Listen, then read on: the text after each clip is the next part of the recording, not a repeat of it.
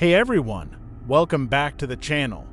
Today, we're going to talk about one of the most tragic and transformative conflicts in Southeast Asian history, the Cambodian Civil War, from 1967 to 1975. Cambodia was torn apart by a brutal war between the government forces and the Khmer Rouge, a communist insurgent group led by Pol Pot. The war didn't just reshape Cambodia, it led to one of the most horrific genocides in the 20th century. In this video, we'll explore the causes of the conflict, the major events of the war, and the devastating impact it had on Cambodia and the world. So let's dive in. To understand the Cambodian Civil War, we need to look at the political and social climate of Cambodia leading up to the conflict. Cambodia, like much of Southeast Asia, was deeply affected by the broader Cold War rivalry between the United States and the Soviet Union. But Cambodia's history was also shaped by its traditional monarchy, colonial experience, and the instability created by the Vietnam War next door. In the 1950s, Cambodia had gained independence from France, and Prince Norodom Sihanouk became the leader of the country. Initially, Sihanouk was a popular figure who managed to maintain a neutral stance during the Cold War, despite the growing influence of both the US and the Soviet Union in the region. However, by the 1960s, Cambodia's situation had become more precarious. The Vietnam War, which had begun in the late 1950s and escalated throughout the 1960s, spilled over into neighboring countries, especially Cambodia. The North Vietnamese Army and the Viet Cong used Cambodian territory as a sanctuary and supply route, which enraged the U.S. government. Meanwhile, Cambodia was also dealing with its own internal political issues, including a growing leftist movement. This is where the Khmer Rouge, a communist revolutionary group, came into play. The Khmer Rouge, led by Pol Pot, emerged in the 1960s as a small but radical communist faction. At the time, Cambodia was still a constitutional monarchy under Sihanouk, but many factions were pushing for change. The Khmer Rouge wanted to overthrow the existing government and replace it with a radical agrarian communist regime. They were inspired by the Chinese Communist Party and the ideas of Mao Zedong, focusing on the idea of peasant revolution. The Khmer Rouge started gaining influence in the countryside, recruiting many disaffected peasants who were unhappy with the government's inability to solve economic problems or address issues like poverty and corruption. As the war in Vietnam spread, the U.S. began bombing Cambodia in an attempt to destroy North Vietnamese sanctuaries, and this only fueled anti-government sentiment among the Cambodian population. At the same time, Sihanouk, who had initially tried to maintain neutrality, found himself increasingly isolated.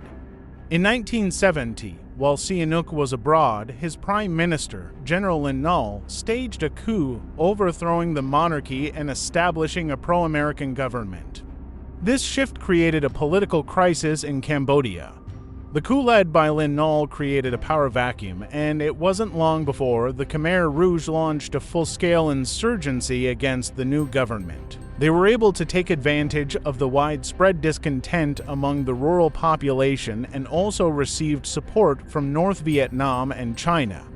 They began a brutal guerrilla war against Lin Nol's forces, who were backed by the United States. While the Khmer Rouge's insurgency began as a relatively small operation, it quickly grew in strength as the civil war intensified. By 1973, the Khmer Rouge had expanded its control over large areas of rural Cambodia, and they had become a formidable force. The Cambodian government was struggling to contain the rebellion, and the United States' bombing campaigns against the Khmer Rouge only fueled more resentment, further radicalizing the population. The war itself was devastating for the Cambodian people.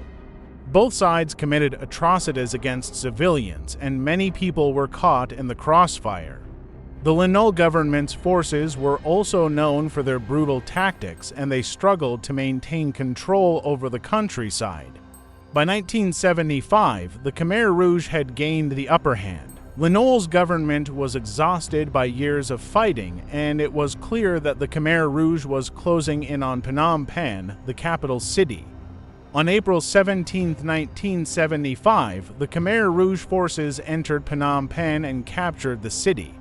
This marked the official end of the Cambodian Civil War. When the Khmer Rouge took power, they immediately set about implementing their vision of a communist agrarian utopia.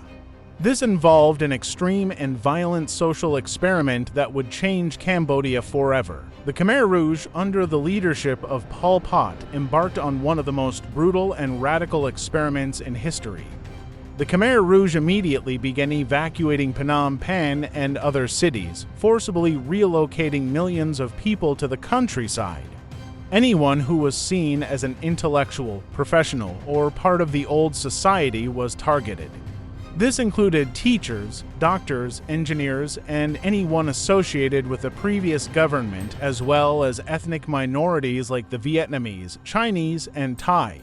The Khmer Rouge's policies led to mass starvation, forced labor, and widespread executions. People were worked to death in brutal conditions, and many were subjected to torture and summary executions if they were suspected of being enemies of the revolution. It is estimated that between 1.5 and 2 million people, roughly a quarter of Cambodia's population, died during this period. The Khmer Rouge also targeted religion. Buddhist monks were stripped of their robes, temples were destroyed, and religious practices were banned. The regime's extreme ideology aimed to eliminate any form of dissent or resistance, and they used terror as their primary tool to control the population. The international community's response to the Khmer Rouge's rise to power and the atrocities they committed was mixed. Many countries, including China and the Soviet Union, initially supported the Khmer Rouge due to their communist ideology. However, as the true nature of the regime's brutality became apparent, international condemnation grew. The United Nations and other international bodies were slow to react, and Cambodia was effectively isolated from the rest of the world during the Khmer Rouge's rule. The U.S., having just gone through its own traumatic experience in Vietnam, was reluctant to intervene directly in Cambodia. Meanwhile, the United States had been indirectly involved in the conflict by supporting the Lin Nol government with military aid and airstrikes, but after the fall of Phnom Penh, the U.S. had little leverage to influence events. Cambodia remained under the iron grip of the Khmer Rouge until 1979. In 1978, Vietnam, which had been dealing with its own challenges under communist rule, invaded Cambodia.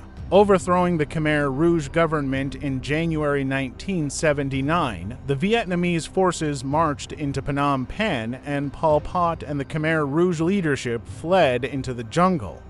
Cambodia was left in ruins. The Vietnamese occupation led to the creation of a new government in Cambodia, but the Khmer Rouge continued to exist as a guerrilla force for several more years. It wasn't until the mid-1990s that the Khmer Rouge fully disbanded. The Khmer Rouge left a scar on Cambodia that is still felt today. The country has struggled to rebuild after the genocide, with the social, cultural, and economic fabric of Cambodia torn apart. The Khmer Rouge's policies left Cambodia with a deeply traumatized population, and the country's recovery has been slow. In the years following the fall of the Khmer Rouge, Cambodia began to confront its past.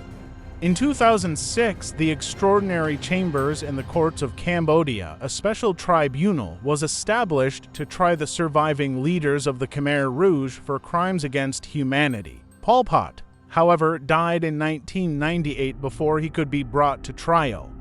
To wrap up, the Cambodian Civil War and the rise of the Khmer Rouge was a tragic chapter in the history of Southeast Asia. What began as a conflict between a communist insurgency and the government became a genocidal regime that devastated an entire nation. The legacy of the Khmer Rouge is a reminder of the dangers of extreme political ideologies, the horrors of totalitarianism, and the resilience of the human spirit in the face of unimaginable suffering.